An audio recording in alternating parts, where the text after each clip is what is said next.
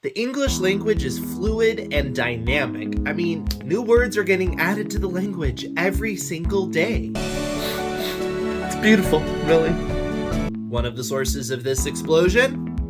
The internet. It's where you end up with words like contouring from YouTube makeup artists, or GOAT for greatest of all time. Unfortunately, this fluidity of language can cause authors to get a bit lazy and use words that are incorrect. And while you may find some of these words around on the internet and things like that, you never want to look like you don't have a mastery of language when you're writing. So let's look at 5 common words that aren't words at all.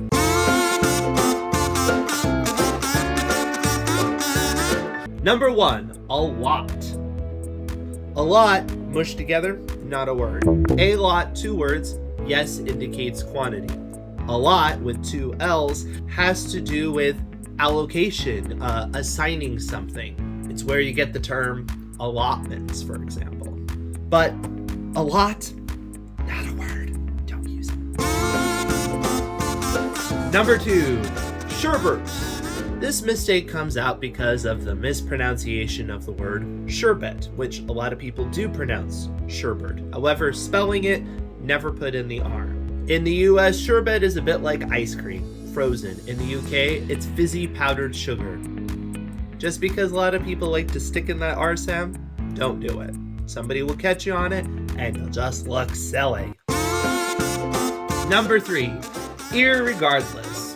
This word continues to want to be a thing. It's been trying to be a thing since the 19th century, but it doesn't make grammatical sense. Irregardless basically means the same thing as regardless, but yet it has the IRR prefix, which would imply it's not regardless, therefore being counterintuitive.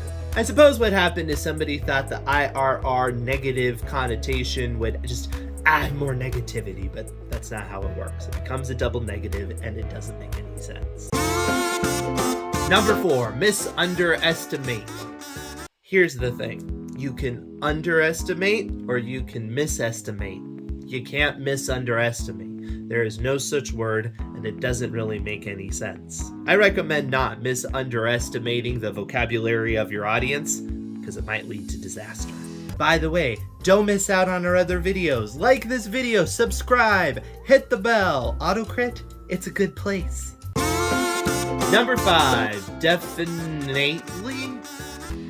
This is a typo problem of misspelling definitely with an A, and it comes with a few problems. For one, it's an error. For another, it also resembles the word defiantly, which is almost never what the person wants. In fact, it's such a common error that even if you see defiantly, often you want to read it as definitely because you assume the author made a mistake. Keep that in mind when you're using defiantly in a sentence to make sure it's clear to the audience that that typo didn't exist.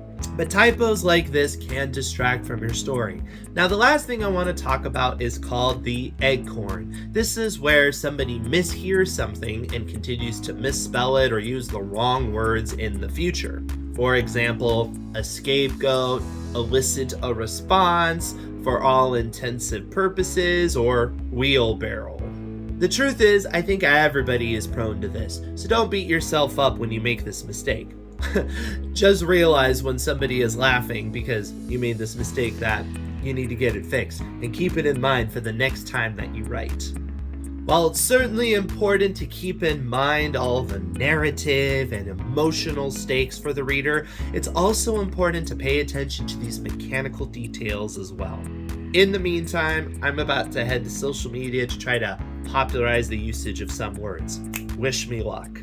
And get writing. Just a reminder, subscribe, ring the bell on this channel, and check out these videos. Some great writing tips for you. We'll see you there.